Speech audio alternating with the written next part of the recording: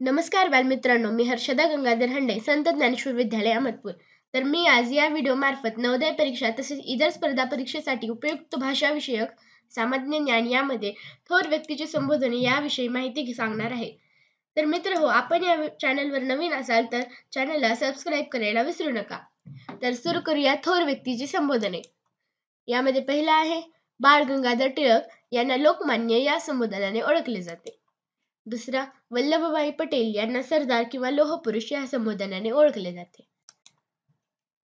3 जवाहरलाल नेहरू यांना पंडित किंवा चाचा या संबोधनाने ओळखले जाते.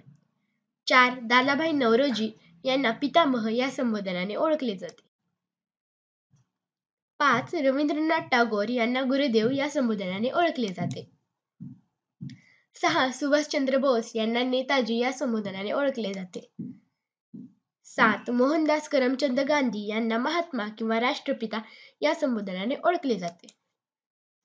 7 डॉक्टर बाबासाहेब आंबेडकर यांना भारतीय घटनेचे शिल्पकार या संबोधनाने ओळखले जाते. 9 विनायक दामोदर सावरकर यांना स्वातंत्र्यवीर या संबोधनाने ओळखले जाते. आणि 10 ज्योतिबा फुले यांना महात्मा या संबोधनाने ओळखले जाते.